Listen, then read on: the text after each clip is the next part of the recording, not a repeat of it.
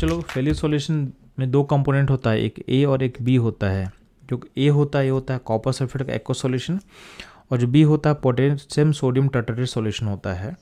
तो आपसे बोला गया कि फेलियर सॉल्यूशन ए क्या होता है, तो ए बेसिकली क्या होता है कॉपर सल्फेट का एक्वा सॉल्यूशन। तो आपका जो ऑप्शन 1 होगा ये होगा करेक्ट। ये था इस क्वेश्चन का एनालिसिस एंड सॉल्यूशन। मूव करता हूँ लोग नेक्स्ट क्वेश्चन पे। तो चलो आपसे हमने कुछ रिएजेंट मेंशन किया और बोला गया है ग्लूकोज इनमें से किसके साथ रिएक्ट नहीं करेगा या फिर टेस्ट नहीं देगा। तो ध्यान देना एक क्वेश्चन सिंपली आपके एनसीईआरटी के लाइन से लिया हुआ है। अब देखना नीचे में एनसीईआरटी के लाइन में मेंशन किया हूँ, तो ग्लूकोज का जो ओपन फॉर्म होता है अगर होता तो इनसे रिएक्ट करना चाहिए था, बट बोला गया है डिस्पाइट हैविंग एल्डिहाइडी ग्रुप जो कि ओपन ग्रुप में होना चाहिए था, glucose does not give Schiff test and does not form hydrogen sulphate addition product with sodium bisulphide. यानी आपका जो बी है स्किप रिएजेंट और सोडियम बाइसल्फाइड ई है, इससे ग्लूकोज टेस्ट नहीं देगा। इसके बाद ही ए इन्फरेंस निकाला गया कि ग्लूकोज का जो स्ट्रक्चर होगा वो साइक्लिक फॉर्म में एग्जिस्ट करेगा मेजॉरिटी फॉर्म में।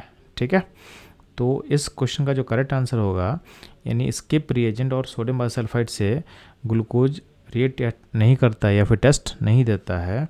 तो बी और ई किस ऑप्शन में है, ऑप्शन 3 में है, तो 3 ऑप्शन हमारा करेक्ट आंसर होगा। तो ये था इस क्वेश्चन का एनालिसिस एंड सॉल्यूशन। मूव करता हूँ हम लोग नेक्स्ट क्वेश्चन पे। चलो आपके सामने दो स्टेटमेंट दिया हुआ है। पहला स्टेटमेंट क्या बोल रहा है कि a unit form by the attachment of a base to 1 prime position of sugar is known as nucleoside. तो ध्यान देंगे आपके सामने हम चल रहे हैं न्यूक्लियोसाइड का फिगर लेके। तो न्यूक्लियोसाइड के फिगर में ध्यान देना आपका जो बेस का अटैचमेंट है वो पोजीशन 1 प्राइम पे है। इसका मतलब जो पहला स्टेटमेंट होगा करेक्ट होगा।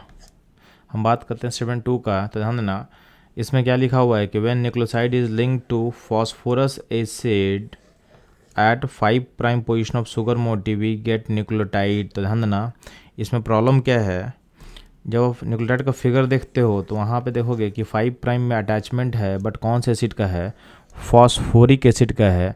जबकि आपके स्टेटमेंट में कौन सा एसिड का नाम लिखा हो, फॉस्फोरस लिखा हुआ है। तो ये प्रॉब्लम इस एसिड के नेम में है। बाकी सारा चीज़ करेक्ट था, बट एसिड का नेम में होना चाहिए था फॉस्फोरिक, लास्ट में एक होना चाहिए था इस पॉइंट पे। यहाँ पे अस लिखा हुआ है, इसलिए स्टेटमेंट क्या हो जाएगा, इनकरेक्ट हो जाएगा। तो पहला स्टेटमेंट करेक्ट होगा, सेकेंड इनकरेक्ट होगा। तो हमारा ऑप्शन ए इसका करेक्ट आंसर होगा, यानी statement 1 is true and 2 is false.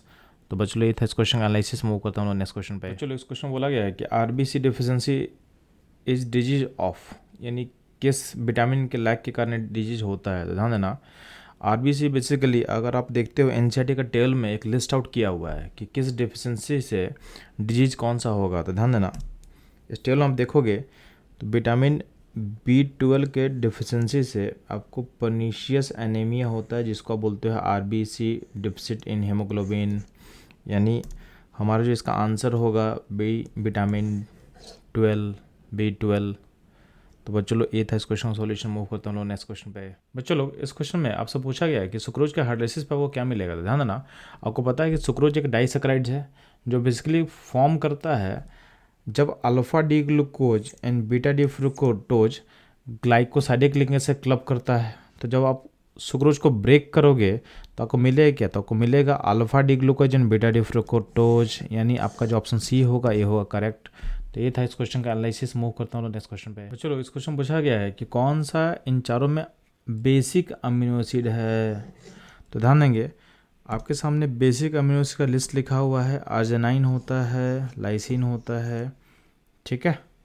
अब ध्यान देंगे इन दोनों में आप देखोगे तो आपके ऑप्शन में जो डी है डी लाइसिन से मैच कर रहा है। तो आपका जो बेसिक अमीनो एसिड होगा आर्जिनाइन लाइसिन होता है, प्लस एक आपका हिस्टाडीन भी होता है।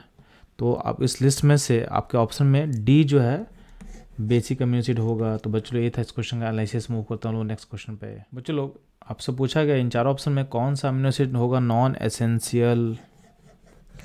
तो ध्यान देंगे आप लोग आपके सामने एक टेबल शेयर किया हुआ एनसीईआरटी का। इसमें क्या है, जहाँ जहाँ एसेंशियल अमीनो एसिड है उसमें स्टार मार्क किया हुआ है, और जो स्टार मार्क नहीं किया हुआ क्या है, नॉन एसेंशियल है। नॉन एसेंशियल का मतलब ये होता है जो हमारा बॉडी खुद से प्रोड्यूस करता है, तो हमको बाहर से उसको लेने का कोई ज़रूरत नहीं है, ठीक है। तो ध्यान देंगे आप देखना कि ग्लाइसिन अलानाइन ये सब क्या है, नॉन एसेंशियल का एग्जाम्पल में आएगा। आप ध्यान देंगे आप तो आपके पास ऑप्शन डी में अलानाइन लिखा हुआ है, यानी क्या होगा, ये होगा नॉन एसेंशियल।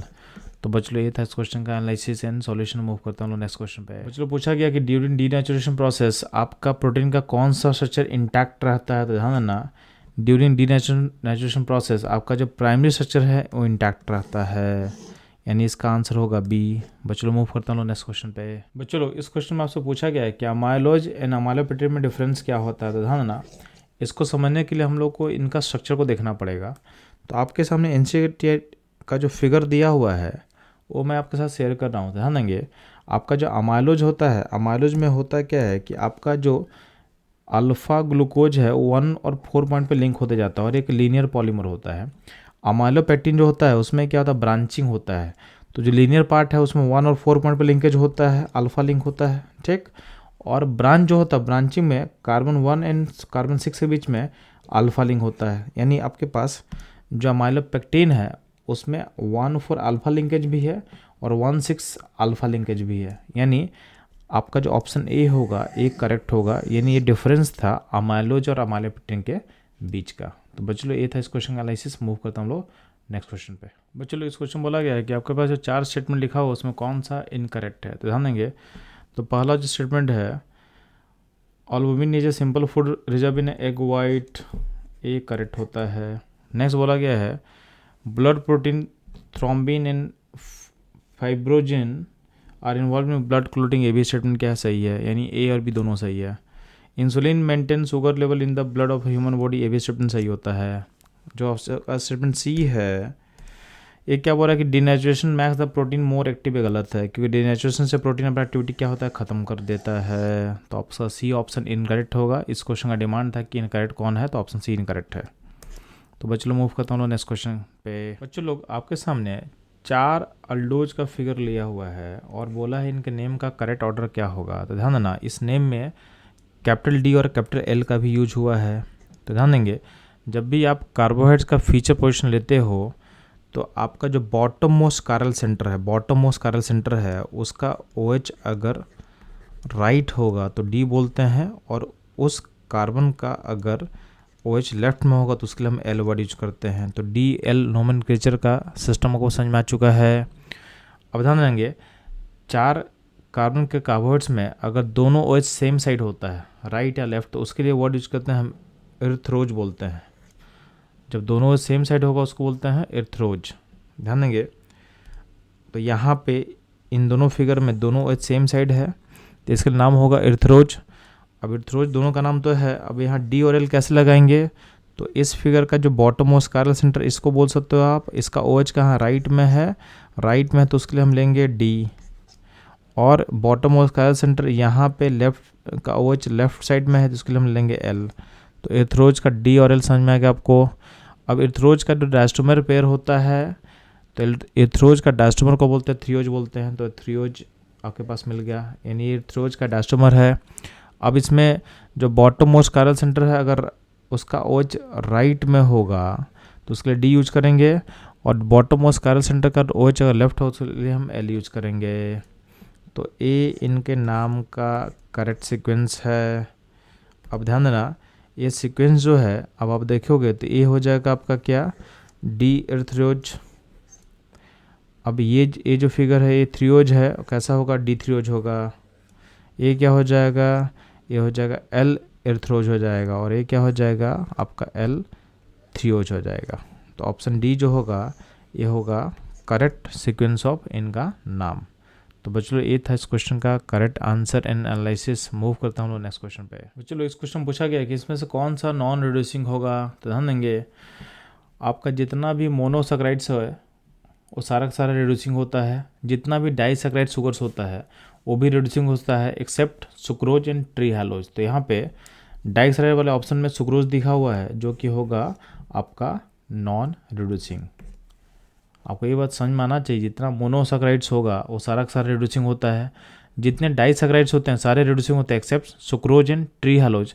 ट्री हैलोज आपके एनसीईआरटी बायोलॉजी में लिखा हुआ है, केमिस्ट्री में नहीं लिखा हुआ है। और जितने ही पॉलीसैकराइड्स होते हैं all are non reducing, for example starch and cellulose.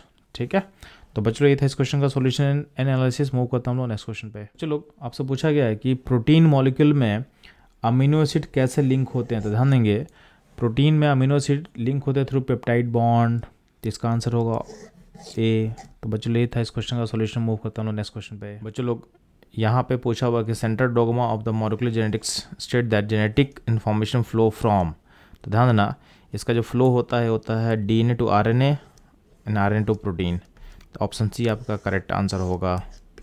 तो बच्चों लोग मूव करता हूँ नेक्स्ट क्वेश्चन का एनालिसिस पे। बच्चों लोग आपसे बोला गया कि आरएनए एंड डीएनए के बारे में कौन सा स्टेटमेंट क्या होगा करेक्ट होगा, तो ध्यान देंगे जो पहला स्टेटमेंट ए लिखा हुआ है sugar component of RNA is arabinose and sugar component of DNA is ribose, ये गलत है। ठीक है, आप ऑप्शन डी चेक करना, इसमें क्या दिखा हुआ sugar component of RNA is ribose and sugar component of the DNA is 2' deoxyribose. तो ये आप देखना एक करेक्ट स्टेटमेंट होगा, यानी आप देखोगे तो आपका जो आरएनए का जो शुगर होता है डी राइबोज और डीएनए का जो शुगर होता है डीऑक्सीराइबोज, यानी सेकंड पोजीशन से यहाँ पे ओ होना चाहिए था, तो ओ को हटा दिया गया है, इसलिए बोला गया डीऑक्सी, यानी ऑक्सीजन का रिमूवल डीऑक्सीराइबोज। तो आपका जो स्टेटमेंट डी होगा ये होगा करेक्ट। तो बच्चों ये था इस क्वेश्चन एनालिसिस। मूव करता हूँ नेक्स्ट क्वेश्चन पे। चलो आपको पूछा गया कि अल्फा डी ग्लूकोज को जब रिएक्ट करवाते हो आप हाइड्रोक्सिल अमाइन से, तो आपका ऑक्सीजन बनता है, उसका फिगर क्या होगा। तो ध्यान देना जब भी आपके पास कोई भी कार्बन ग्रुप रहता है उसको हम रिएक्ट करवाते हैं हाइड्रोक्सिल अमीन से, तो उसमें होता क्या है कि NH2OH से आप एक वाटर मॉलिक्यूल निकालते हो बाहर, और यहाँ पे इस तरह का एक कंपाउंड क्रिएट होता है, इसको आप ऑक्सीजन बोलते हो। ठीक है, अब ध्यान देना है आपके ग्लूकोज में क्या होता है, एल्डिहाइड पोजीशन में इस तरह का डबल बॉन्ड O लगा होता है, तो डबल बॉन्ड O से क्या होगा NH2 का 2H निकल के वाटर निकालेगा और वहाँ पे डबल बॉन्ड N का लिंकेज क्रिएट हो जाएगा। बट बाकी जो स्ट्रक्चर है ग्लूकोज का आपको पता होना चाहिए ताकि आप राइट ऑप्शन को टिक कर पाओ। तो ध्यान देना आपके सामने ग्लूकोज का जो करेक्ट फॉर्म है दिया हुआ है, इसमें ऊपर में एल्डिहाइड ग्रुप होता है, बाकी जो OH का जो ओरिएंटेशन आपको समझ में आना चाहिए, यहाँ का जो OH राइट में होता है, यहाँ लेफ्ट में, यहाँ राइट। ठीक है, तो ऊपर में क्या होगा NH2OH, ये तो बनेगा ऑक्सीजन, बाकी OH का ओरिएंटेशन आपको याद रखना है। ठीक, अब ध्यान देंगे अगर ओरिएंटेशन को फोकस करते जाएं तो जिस पॉइंट पे ऑक्सीजन का क्रिएशन होगा उसके बाद वाले कार्बन पे OH राइट में होना चाहिए, तो यहाँ पे OH राइट में है। ठीक है, उसके बाद OH लेफ्ट में होना चाहिए, यहाँ भी लेफ्ट में है, फिर राइट में होना चाहिए। तो ये जो ओरिएंटेशन है बस ऑप्शन डी में मैच करेगा, बाकी जगह कहीं मैच नहीं करेगा, यानी ऑक्सीजन का जो स्ट्रक्चर होगा वो ऑप्शन डी की तरह होगा। तो बच्चों ऑप्शन डी आपका करेक्ट आंसर होगा। तो ये था इस क्वेश्चन का एनालिसिस। मूव करता हूँ लोग नेक्स्ट क्वेश्चन पे। बच्चों इस क्वेश्चन बोला गया है कि which of the following hormone is produced under the condition of stress which stimulates glycogenolysis in the liver of the human being. तो ध्यान देना इसका जो आंसर होगा एड्रेनलिन होगा, ऑप्शन सी इसका करेक्ट होगा। तो बच्चों ये था इस क्वेश्चन का आंसर। मूव करता हूँ नेक्स्ट क्वेश्चन पे। बच्चों बोला गया in DNA the linkage between different nitrogen bases are. तो ध्यान देना इन डीएनए में नाइट्रोजन बेसिस लिंक होता थ्रू हाइड्रोजन बॉन्डिंग, यानी ऑप्शन बी क्या होगा इसका करेक्ट आंसर होगा। अब देखना ध्यान से, ये डीएनए का जो डबल हेलिकल शेप है इसमें हाइड्रोजन बॉन्डिंग के थ्रू क्या है आपस में कनेक्टेड है। यहाँ पे GC के बाद है ना 3 लाइन खींचा हुआ, तो 3 लाइन जो खींचा हुआ ये रिप्रेजेंट करता है 3 H बॉन्ड को रिप्रेजेंट करता है। AT का जो लिंकेज है उसमें 2 लाइन खींचा, मतलब यहाँ पे 2 हाइड्रोजन बॉन्ड है AT के बीच में, तो अल्टीमेटली आपस में कनेक्टेड थ्रू होता है थ्रू हाइड्रोजन बॉन्ड। तो यहाँ लिखा भी हुआ है हाइड्रोजन बॉन्डिंग। तो बच्चों इसका करेक्ट आंसर था हाइड्रोजन बॉन्डिंग। मूव करता हूँ नेक्स्ट क्वेश्चन पे। बच्चों पूछा गया है कि सुक्रोज किन मोनोसैकेराइड के कॉम्बिनेशन से फॉर्म करता है। तो आपके सामने 4 ऑप्शन दिया, ध्यान देंगे जो सुक्रोज होता है उसमें क्या होता है अल्फा डी ग्लूकोज होता है और बीटा डी फ्रुक्टोज होता है। अब अल्फा डी ग्लूकोज का जो होता है वो पायरनोज फॉर्म के फॉर्म में रहता है साइक्लिक फिगर, और जो फ्रुक्टोज का फिगर होता है वो फ्यूरेनोज के फॉर्म में रहता है। यानी आपका जो करेक्ट ऑप्शन होगा ये होगा option B alpha D glucopyranose and beta D fructofuranose structure जो होता है कंबाइन करके आपका सुक्रोज को फॉर्म करता है। तो बच्चों ये था इस क्वेश्चन का एनालिसिस। मूव करता हूँ नेक्स्ट क्वेश्चन पे। चलो उससे पूछा गया विटामिन B1 के डिफिशिएंसी से कौन सा डिजीज होता है। तो इसका आंसर होगा बेरी। अब ये मेंशन किया आपके एनसीईआरटी टेल में, जिसको हम लोग देखते हैं। तो आप देखो ध्यान से यहाँ पे विटामिन B1 के डिफिशिएंसी से बेरी डिजीज होता है। ठीक है बच्चों, तो आपको टेबल थॉरली याद कर लेना है, क्वेश्चन से बाहर नहीं जाएगा। तो बच्चों मूव करता हूँ लोग नेक्स्ट क्वेश्चन पे। चलो आपके सामने लैक्टोज के बारे में कुछ स्टेटमेंट दिया हुआ है और बोला गया है इसमें कौन सा स्टेटमेंट जो है करेक्ट नहीं बताएंगे। तो ध्यान देना सबसे पहले हम लोग चलते हैं लैक्टोज का स्ट्रक्चर कैसा होता है आपको दिखाते हैं। तो आपके सामने लैक्टोज का स्ट्रक्चर दिखाया हुआ है। लैक्टोज बनता है beta D electrons and beta D glucose के कॉम्बिनेशन से फॉर्म करता है विथ बीटा ग्लाइकोसाइडिक लिंकेज यानी 0.1 of galactose and 0.4 of glucose. अब इस इन्फॉर्मेशन का यूज करके हम लोग चलते हैं ऑप्शन के पास। तो पहला ऑप्शन बोला हुआ है कि on hydrolysis of lactose give equal amount of D glucose and D galactose, ये सही है। अगला पॉइंट है lactose is a beta glucosidic formation by union of molecule of glucose and molecule of D galactose, ये भी सही statement है। यानी अल्टीमेटली क्या होता है, galactose and glucose particle beta glycosidic linkage से कंबाइन करके आपका लैक्टोज फॉर्मेशन करता है। सी ऑप्शन क्या बोला हुआ है, लैक्टोज रिड्यूसिंग शुगर, ये भी सही है। एंड डज नॉट एग्जिबिट म्यूटारेशन, ये पॉइंट गलत हो जाएगा क्योंकि जो भी शुगर रिड्यूसिंग होगा वो म्यूटारेशन को शो करता है, यानी ऑप्शन सी होगा जो इनकरेक्ट हो जाएगा। क्या हो जाएगा, इनकरेक्ट। ऑप्शन डी है, उसमें क्या बोला गया है कि लैक्टोज कंटेन 8 OH ग्रुप। तो ध्यान देंगे वो चेक कर लेते हैं हम लोग। लैक्टोज में देखोगे यहाँ पे एक OH है, 2 3 4 5 6 7 8, तो आपके पास लैक्टोज में कितने 8 OH ग्रुप हैं, ये भी सही है। यानी option A B D correct था और सी था इनकरेक्ट। तो आपसे बोला गया था कौन सा इनकरेक्ट होगा, तो ऑप्शन सी इनकरेक्ट होगा। तो बस चलो ये था इस क्वेश्चन का सॉल्यूशन। मूव करता हूँ नेक्स्ट क्वेश्चन पे। चलो इस क्वेश्चन में डीनेचुरेशन से रिलेटेड आपके सामने कुछ स्टेटमेंट दिया हुआ, बोला कौन कौन सा स्टेटमेंट क्या होगा करेक्ट होगा। ध्यान देना, जो पहला स्टेटमेंट है 1 नंबर, उसमें क्या दिया हुआ कि denaturation of protein causes loss of secondary interstructure of the protein, ये सही है। जो सेकंड स्टेटमेंट आपको दिया हुआ है कि denaturation leads to the conversion of double strand of the DNA into single strand, तो इसमें भी क्या होता है कि डीएनए का जो फिगर होता है उसमें जो डबल स्ट्रैंड होता है वो लिंक होता है थ्रू एच बॉन्ड, तो उस बॉन्ड को ब्रेक होने के कारण क्या होता है सिंगल स्ट्रैंड में कन्वर्ट हो जाएगा। तो ऑप्शन यानी 2 स्टेटमेंट भी क्या होगा, करेक्ट होगा। अब बात करते हैं थर्ड स्टेटमेंट का, denaturation affect primary structure of the protein. तो ध्यान देना ये गलत है। आपका डीनेचुरेशन से प्राइमरी स्ट्रक्चर क्या होता है, अफेक्ट नहीं होता है, यानी 1 2 करेक्ट होगा। ऑप्शन सी इसके अकॉर्डिंग बेस्ट ऑप्शन होगा। तो बच्चों ये था इस क्वेश्चन एनालिसिस। मूव करता हूँ नेक्स्ट क्वेश्चन पे। बच्चों बोला गया इसमें कौन सा विटामिन जो है कि फैट सॉल्युबल नहीं है। ध्यान देना, आपका जो फैट सॉल्युबल विटामिन होता है, तो फैट सॉल्युबल विटामिन जो होता है उसका लिस्ट आप याद कर लो ना। तो ए डी ई के, ये 4 विटामिन होते हैं जो कि फैट सॉल्युबल होते हैं। अब ध्यान ना, आपके ऑप्शन में बी सी डी में विटामिन डी है, ई है और ए है जो कि इस लिस्ट से मैच करते हैं। तो ये सारे विटामिन क्या होंगे, फैट सॉल्युबल होंगे। विटामिन जो बी कॉम्प्लेक्स होता है आपका फैट सॉल्युबल नहीं होता है, तो ऑप्शन ए इसका करेक्ट आंसर होगा। और चलो मूव करता हूँ नेक्स्ट क्वेश्चन पे। चलो इस क्वेश्चन बोला गया इन चारों में कौन सा म्यूटारेशन शो नहीं करता। तो ध्यान ना, जो भी शुगर नॉन रिड्यूसिंग होगा वो म्यूटारेशन को शो नहीं करेगा। तो ध्यान देंगे इन सब में सुक्रोज जो है ये होता है नॉन रिड्यूसिंग, इसलिए ये म्यूटारेशन को शो नहीं करेगा। तो ऑप्शन ए इसका करेक्ट आंसर होगा।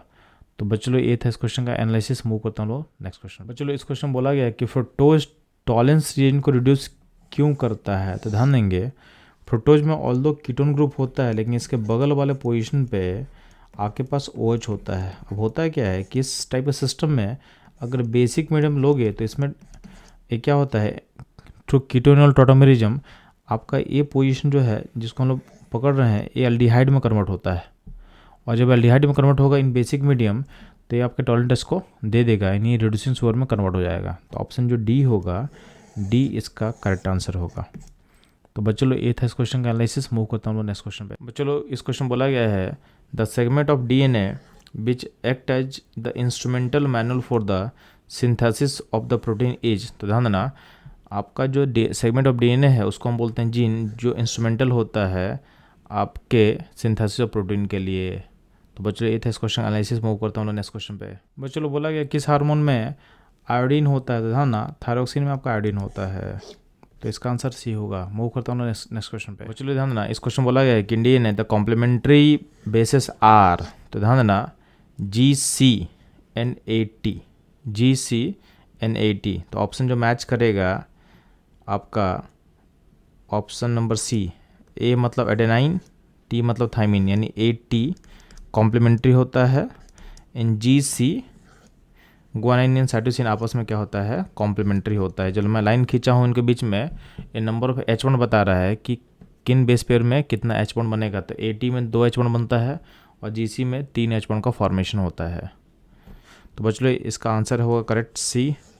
ये था इस क्वेश्चन एनालिसिस। मूव करता हूँ लोग नेक्स्ट क्वेश्चन में। आपके सामने ऐसे फिगर बना के दिया हुआ है कि लिंकेज किस तरह से किया गया है। चलो आपसे पूछा गया कि which of the following is an amine hormone. तो ध्यान देना, आपका थायरोक्सिन के फिगर में आपको अमाइन ग्रुप दिखेगा। तो ये था इस क्वेश्चन का आंसर। मूव करता हूँ नेक्स्ट क्वेश्चन पे। इस क्वेश्चन बोला गया है कि कौन सा विटामिन वाटर सोल्यूबल होगा। तो ध्यान देना, आपका जो फैट सोल्यूबल विटामिन का लिस्ट आप याद कर लो ना। तो फैट सोल्यूबल विटामिन आपका होता है ADEK। तो जो विटामिन ADEK में बिलोंग करेगा फैट सोल्यूबल होगा। इसके अलावा जो भी होगा वो होगा वाटर सोल्यूबल। तो ध्यान देना, आपका जो ऑप्शन डी है विटामिन बी हमारे लिस्ट में नहीं है, मतलब ये क्या होगा, वाटर सोल्यूबल होगा। तो इसका करेक्ट आंसर होगा डी। तो बच्चों लोग मूव करेंगे लोग नेक्स्ट क्वेश्चन के सॉल्यूशन पे। बच्चों लोग इस क्वेश्चन बोला गया है RNA and DNA are chiral molecule. अभी कायरलिटी होता क्यों है। तो ध्यान देना, आपको पता है कि जो शुगर हम यूज कर रहे हैं RNA DNA में वो कायरल होते हैं। तो उनके प्रेजेंस के कारण क्या होता है, RNA DNA भी क्या होगा, कायरल की तरह बिहेव करेगा। तो ऑप्शन सी क्या होगा, करेक्ट होगा। तो बच्चों लोग मूव करता हूँ लोग नेक्स्ट क्वेश्चन पे। बच्चों लोग आपके सामने 2 एंजाइम दिया हुआ है। एंजाइम ए जो है वो प्रोटीन को पॉलीपेप्टाइड में ब्रेक करता है, और एंजाइम जो बी है वो पॉलीपेप्टाइड चेन को फर्दर ब्रेक करता है अमीनो एसिड में। तो आपसे पूछा गया है एंजाइम ए और बी क्या होगा। तो ध्यान देना, प्रोटीन को पॉलीपेप्टाइड में ब्रेक करने के लिए एंजाइम यूज करते हैं पेप्सिन, और पॉलीपेप्टाइड्स को अमीनो एसिड में कन्वर्ट करने के लिए हम लोग यूज करते हैं ट्रिप्सिन। तो आपका जो ऑप्शन डी होगा ये होगा करेक्ट आंसर। तो ये था इस क्वेश्चन का आंसर। मूव करता हूँ नेक्स्ट क्वेश्चन पे। चलो आपसे पूछा है कि इन चारों में से ह्यूमन बॉडी किसको प्रोड्यूस नहीं करता था ना। इसका आंसर होगा विटामिन्स। विटामिन्स हमारे ह्यूमन बॉडी प्रोड्यूस नहीं करता है। तो बच्चों लोग मूव करता हूँ नेक्स्ट क्वेश्चन पे। बच्चों लोग बोला गया इसमें किस हार्मोन में पेप्टाइड हार्मोन होता है। Cut cut cut cut. बच्चों लोग बोला गया है which are the following is a peptide hormone. तो ध्यान ना, ग्लूकाजोन जो होता है ये पेप्टाइड हार्मोन का एग्जाम्पल होगा। ऑप्शन बी आपका करेक्ट होगा। मूव करता हूँ नेक्स्ट क्वेश्चन पे। बच्चों ध्यान ना, पूछा गया है कि function group participate in disulphide bond formation. तो ध्यान ना, जब भी डाइसल्फाइड बॉन्ड को हम रिड्यूस करते हैं तो मेरे को SH लिंकेज मिलता है, यानी थायोल। तो थायोल का पार्टिसिपेशन से डाइसल्फाइड लिंकेज क्रिएट होता है, आप ऐसा बोल सकते हो। तो इसका आंसर होगा ऑप्शन सी। तो बच्चों ये था इस क्वेश्चन का एनालिसिस। मूव करता हूँ नेक्स्ट क्वेश्चन पे। बच्चों से पूछा गया है कि सेल मेम्ब्रेन किससे बना होता है। तो ध्यान देंगे, इससे मेनली कंपोज होता है फॉस्फोलिपिड्स का। ऑप्शन सी करेक्ट होगा। तो ये था इस क्वेश्चन का एनालिसिस। मूव करता हूँ नेक्स्ट क्वेश्चन पे। बच्चों लोग आपसे पूछा गया है कि बीटा डी ग्लूकोज में कितना नंबर ऑफ कायरल कार्बन होगा। तो आपके सामने नीचे इसका डायग्राम मैं दिखा रहा हूँ। अब इसमें हम लोग कायरल कार्बन को काउंट कर लेते हैं एक बार। तो ये वाला पोजिशन कायरल होगा, तो ये आप 1 हो गया। ये भी कायरल होगा 2, 3, 4 और 5। ये 5 पोजिशन कायरल हो गए। छठा पोजिशन कायरल नहीं, क्योंकि यहाँ पर 2 हाइड्रोजन है। तो ये टोटल कितना कायरल कार्बन होगा। तो आपका आंसर हो जाएगा ए, यानी 5 कार्बन होंगे जो कि कायरल होंगे। ठीक है। तो बच्चों ये था इस क्वेश्चन का एनालिसिस। मूव करता हूँ लोग नेक्स्ट क्वेश्चन पे। बच्चों बोला गया है कि आपको पेप्टाइड बॉन्ड को रिप्रेजेंट कैसे किया जाएगा। तो ध्यान ना, पेप्टाइड बॉन्ड बनता कैसे है, जब एसिड से O हटता है और NH2 से H हटेगा तो CONH का लिंकेज क्रिएट होता है, इसको हम बोलते हैं पेप्टाइड लिंकेज। अब इन सारे ऑप्शन में आप देखोगे कि कहाँ पे पेप्टाइड लिंकेज सही से प्रेजेंट किया हुआ है। तो यहाँ देखोगे ऑप्शन सी, यहाँ पे पेप्टाइड लिंकेज है, यहाँ पे लिंकेज है, और यहाँ का जो एसिड का CO है वहाँ लाइन खींचा गया है, और यहाँ का NH2 के H से यहाँ पे लाइन खींचा हुआ है। तो ये करेक्ट रिप्रेजेंटेशन होगा पेप्टाइड बॉन्ड का। तो ऑप्शन सी क्या होगा, करेक्ट होगा। तो बच्चों ये था इस क्वेश्चन का आंसर। मूव करता हूँ नेक्स्ट क्वेश्चन पे। बच्चों आपसे पूछा गया है correct statement in respect of protein haemoglobin is that. तो ध्यान देना, आपका जो प्रोटीन हीमोग्लोबिन होता है वो क्या करता है, वो एक टाइप जो oxygen carrier in the blood होता है, यानी ऑप्शन सी क्या होगा, इसका करेक्ट आंसर होगा। तो बच्चों ये था इस क्वेश्चन का एनालिसिस। मूव करता हूँ नेक्स्ट क्वेश्चन पे। बच्चों पूछा गया है कि प्रोटीन का जो हेलिकल स्ट्रक्चर होता है वो किस बॉन्ड से स्टेबलाइज होता है। ध्यान देना, तो प्रोटीन का जो हेलिकल फॉर्म होता है स्टेबलाइज होता है through hydrogen bonding. Option B क्या होगा, इसका करेक्ट आंसर होगा। तो बच्चों मूव करता हूँ नेक्स्ट क्वेश्चन पे। बच्चों इस क्वेश्चन बोला गया है a sequence of how many nucleotides in messenger RNA यानी mRNA makes a codon for an amino acid. तो ध्यान देंगे, आपके पास mRNA में जो बेस पेयर होते हैं adenine, uracil, guanine and cytosine, ये मिल के ट्रिपलेट फॉर्म करते हैं, ट्रिपलेट, और ट्रिपलेट मिल के कोड देते हैं, उस कोड का यूज़ करके अमीनो से बनता है, यानी इसमें जो सीक्वेंस होता है वो 3 का होता है। तो आपका जो आंसर होगा ये होगा ऑप्शन ए। तो बच्चों मूव करता हूँ लोग नेक्स्ट क्वेश्चन पे। चलो से पूछा गया है कि ग्लूकोज को ग्लाइकोजन में कन्वर्जन करने के लिए कौन सा हार्मोन हेल्प करता है, तो इसमें हेल्प करता है आपका इंसुलिन, ऑप्शन डी आपका करेक्ट होगा। मूव करता हूँ नेक्स्ट क्वेश्चन पे। बच्चों से पूछा गया कि ग्लाइकोलाइसिस किसको बोलते हैं, तो सिंपली है ग्लाइकोलाइसिस में होता क्या है, oxidation of glucose to pyruvate होता है। तो ऑप्शन सी आपका करेक्ट होगा। तो बच्चों मूव करता हूँ नेक्स्ट क्वेश्चन पे। बच्चों बोला गया कि विटामिन B12 में कौन सा मेटल आयन मौजूद होता है, ध्यान देना, विटामिन B12 में कोबाल्ट +3 आयन मौजूद होता है। तो आंसर बी होगा करेक्ट। तो ए था इस क्वेश्चन का एनालिसिस। मूव करता हूँ नेक्स्ट क्वेश्चन पे। बच्चों इस क्वेश्चन बोला गया चारगेफ रूल क्या स्टेट करता है, तो ध्यान देंगे इस रूल के अकॉर्डिंग क्या था कि आपका जो ए और टी का जो अमाउंट है नियरली इक्वल होता है, और आपका जी और सी का अमाउंट क्या होता है, नियरली क्या होता है, इक्वल होता है। तो इससे आप कॉम्प्लीमेंट्री पेयरिंग को सपोर्ट कर सकते हो कि ए टी के साथ कॉम्प्लीमेंट्री पेयरिंग करेगा और जी सी के साथ कॉम्प्लीमेंट्री पेयरिंग करता है। इसका मतलब जिसका ऐसा आंसर होगा, इसका आंसर हो जाएगा ए, यानी amount of adenine is equal to thymine and amount of guanine is equal to cytosine. तो आपका जो करेक्ट आंसर होगा ऑप्शन ए। तो बच्चों मूव करता हूँ नेक्स्ट क्वेश्चन का एनालिसिस पे। बच्चों आपसे बोला गया कि phospholipids are ester of glycerol with what, तो ध्यान देना, तो glycerol with 2 carboxylic acid residue and 1 phosphate group. तो ऑप्शन बी होगा इसका करेक्ट आंसर। तो मूव करता हूँ बच्चों नेक्स्ट क्वेश्चन के एनालिसिस पे। बच्चों पूछा कि सेलुलोज किसका पॉलीमर है, तो ध्यान देना, सेलुलोज का फिगर आप देखोगे तो सेलुलोज में बेसिकली क्या होता है कि आपका जो बीटा डी ग्लूकोज है वो कंबाइन करता है थ्रू बीटा ग्लाइकोसाइडिक लिंकेज, यानी पॉलीमर होगा किसका, ग्लूकोज का। ऑप्शन ए क्या होगा करेक्ट। तो बच्चों ये था इस क्वेश्चन का एनालिसिस। मूव करता हूँ नेक्स्ट क्वेश्चन पे। चलो बोला गया है इसमें से कौन सा स्टेटमेंट करेक्ट नहीं है, ध्यान देना, पहला स्टेटमेंट बोला गया है alpha carbon of alpha amino acid is a symmetric, यानी कायरल। ए जनरली करेक्ट होता है, ठीक है, यानी आपका जो अमीनो एसिड होता है सेम पोजीशन में क्या होता है, NH2 होता है, COH होता है, H होता है, एक R ग्रुप होता है, ठीक है। तो ये सेंटर क्या होगा, अल्फा कार्बन क्या होता है, कायरल होता है जनरली। आपका जो बस जो ग्लाइसिन है, ग्लाइसिन बस जो होता है वो अकायरल होता है, ठीक है। तो ऑप्शन ए जनरली क्या हो करेक्ट होगा। अगला बोला गया है all protein found in L form. अब ये जो है ये गलत है क्योंकि कुछ प्रोटीन आपका डी फॉर्म भी पॉसिबल है, तो यानी आपका जो बी ऑप्शन है ये क्या होगा, इनकरेक्ट, ठीक। सी ऑप्शन में क्या बोला है, human body can synthesise all protein they need, ये भी सही है, हमारा बॉडी जो है हर टाइप का प्रोटीन जो हमको नीड होता है उसको बनाता है। डी ऑप्शन में क्या बोला हुआ है, at pH7 both amino and carboxylic group exist in ionise form, यानी आयनाइज फॉर्म यानी ड्यूटेरान का फॉर्म एग्जिस्ट करता है, ये भी सही है।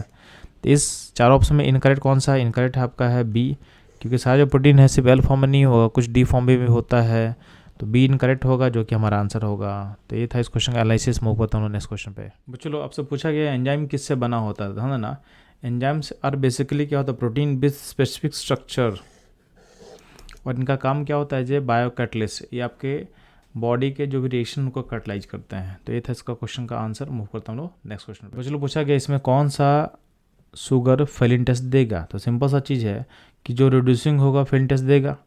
अब इसमें रिड्यूसिंग कौन होगा, तो जितना ही मोनोसैकराइड्स है ऑल आर रिड्यूसिंग, जितने भी डाइसैकराइड्स हैं all are reducing except sucrose and trehalose, and all polysaccharides are non reducing. तो पहला सुक्रोज है, ये होता है नॉन रिड्यूसिंग। प्रोटीन और फैट्स तो शुगर ही नहीं है, तो इसको आप हटा दो, तो बचा क्या, ग्लूकोज। ग्लूकोज इसमें क्या होगा आपका, ग्लूकोज क्या हो जाएगा बच्चों, इस पर रिड्यूसिंग हो जाएगा, ठीक है। तो इसमें ग्लूकोज आपका रिड्यूसिंग हो जाएगा। तो बच्चों ये था इस क्वेश्चन का एनालिसिस। मूव करता हूँ नेक्स्ट क्वेश्चन में। चलो आपसे पूछा गया है कि पेप्टाइड बॉन्ड के बारे में कौन सा स्टेटमेंट जो होगा इनकरेक्ट होगा, तो ध्यान देंगे जो पहला स्टेटमेंट बोल रहा है कि CN bond length in protein is longer than usual bond length of CN bond. तो ध्यान देना, प्रोटीन में जो पेप्टाइड लिंकेज होता है उसमें क्या होता है कि N के पास लोन पेयर होता है और बगल में C+O बॉन्ड है, तो यहाँ पे एक रेजोनेंस पॉसिबल है। तो इस रेजोनेंस के पॉसिबिलिटी के कारण क्या होता है कि आपका यहाँ पे इस बॉन्ड में partial double bond character build हो जाएगा, PDC partial double bond character build हो जाएगा, ठीक। तो इसके कारण क्या होता है, बॉन्ड लेंथ क्या होगा, छोटा हो जाएगा। तो बॉन्ड लेंथ क्या होगा, इसका शॉर्ट हो जाएगा। ठीक है। तो ये जो स्टेटमेंट है ये गलत लिखा हुआ है कि यहाँ प्रोटीन में क्या होता है, बॉन्ड लेंथ लंबा तो नहीं होगा। तो आपका स्टेटमेंट ए इनकरेक्ट हो जाएगा। नेक्स्ट ध्यान देना, बी जो स्टेटमेंट है spectroscopy analysis show the planar structure, A correct है क्योंकि इसमें कार्बन और नाइट्रोजन दोनों sp2 होता है। तो ये फिगर दोनों क्या होगा, इस पेप्टाइड लिंकेज का पार्ट क्या होता है, प्लेनर होता है। CN bond length in protein are smaller than the usual bond length, A statement सही है क्योंकि CN बॉन्ड में partial double bond character build हो चुका होता है। D none of the above. तो ध्यान देना इसमें कौन सा इनकरेक्ट रहा, तो ऑप्शन ए था इनकरेक्ट। तो ये था इस क्वेश्चन का करेक्ट आंसर। यानी आपसे पूछा गया था इनकरेक्ट कौन है, तो ए इनकरेक्ट है। तो बच्चों मूव करते हैं नेक्स्ट क्वेश्चन पे। बच्चों आपसे पूछा गया इन चारों में से कौन सा स्टेटमेंट करेक्ट होगा। तो पहला जो स्टेटमेंट है, charge is a polymer of alpha glucose, ये स्टेटमेंट सही है। अल्फा ग्लूकोज से ही आपका मिल्क स्टार्च फॉर्म करता है। जो बी स्टेटमेंट है, amylose is a compound of cellulose, जो कि गलत है क्योंकि अमालोज कंपाउंड होता है स्टार्च का।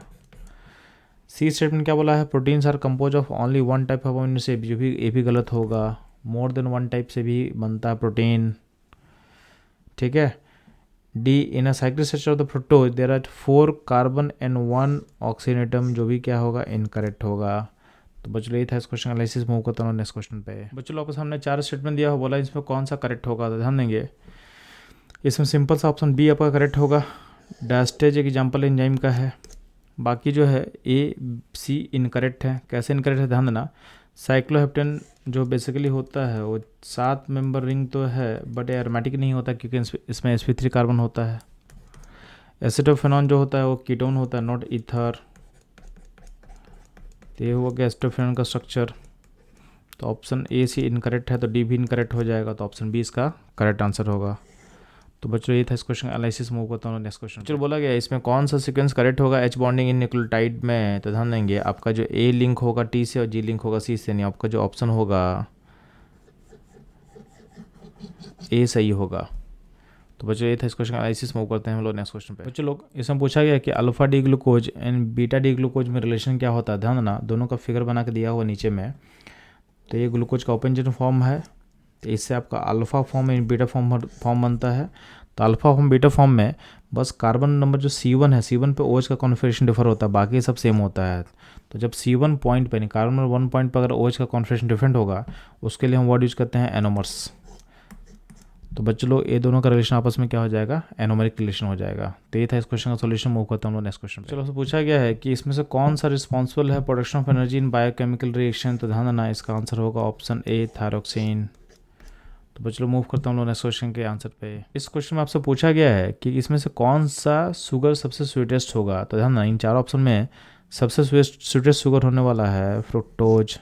तो ये था इस क्वेश्चन का एनालिसिस। मूव करता हूँ नेक्स्ट क्वेश्चन पे। चलो इस क्वेश्चन में आपसे बोला गया है कि ग्लूकोज जब ओसाजन का फॉर्मेशन करता है तो कितने मोल ऑफ फिनाइल हाइड्रोजन से रिएक्ट करेगा। तो ध्यान देना इस क्वेश्चन को सॉल्व करने के लिए मैं चलता हूँ इसके मैकेनिज्म पे। तो आपके सामने ये ग्लूकोज का फिगर दिया हुआ है। इसमें पहला मॉलिक्यूल जब डालते हो फिनाइल हाइड्रोजन का तो आपका कंपाउंड ऐसा कुछ बनता है। इसके बाद further 2 mole of phenyl hydrogen consume होता है तो बनता है ओसाजोन फॉर्मेशन होता है। इसका मतलब ओवरऑल कितना मोल कंज्यूम हो गया, तो 3 मोल कंज्यूम हो चुका है। तो आपका ग्लूकोज जो है आपके 3 मोल को कंज्यूम करेगा, किसके, फिनाइल हाइड्रोजन को, और ओसाजोन का फॉर्मेशन करता है। तो इसका आंसर क्या होगा, डी। बच्चों लोग मूव करता हूँ नेक्स्ट क्वेश्चन के एनालिसिस पे। बच्चों लोग ध्यान देना इस क्वेश्चन बोला गया है कि इंडियन है द कॉम्प्लीमेंट्री बेसिस आर। तो ध्यान देना GCNAT, GCNAT। तो ऑप्शन जो मैच करेगा आपका ऑप्शन नंबर सी। ए मतलब एडेनाइन, टी मतलब थाइमिन, यानी AT कॉम्प्लीमेंट्री होता है। इन GC ग्वानिन एंड साइटोसिन आपस में क्या होता है, कॉम्प्लीमेंट्री होता है। जब मैं लाइन खींचा हूँ इनके बीच में, ये नंबर ऑफ H1 बता रहा है कि किन बेस पेयर में कितना H1 बनेगा। तो AT में 2 H1 बनता है और GC में 3 H1 का फॉर्मेशन होता है। तो बच्चों इसका आंसर होगा करेक्ट सी। ये था इस क्वेश्चन एनालिसिस। मूव करता हूँ लोग नेक्स्ट क्वेश्चन में। आपके सामने ऐसे फिगर बना के दिया हुआ है कि लिंकेज किस तरह से किया गया है। कुछ पूछा गया है कि पाल्मेटिक एसिड के मेटाबॉलिज्म से आपको कितना ATP मिलेगा। तो इसका जो फॉर्मूला होता है C15H31COH होता है और इसके मेटाबॉलिज्म से हमको मिलता है 130 मॉलिक्यूल ऑफ एटीपी। तो बच्चों ऑप्शन सी इसका करेक्ट आंसर होगा। बच्चों पूछा गया आपसे कि हीमोग्लोबिन क्या होता है, तो हीमोग्लोबिन एक ग्लोबुलर प्रोटीन का एग्जाम्पल है।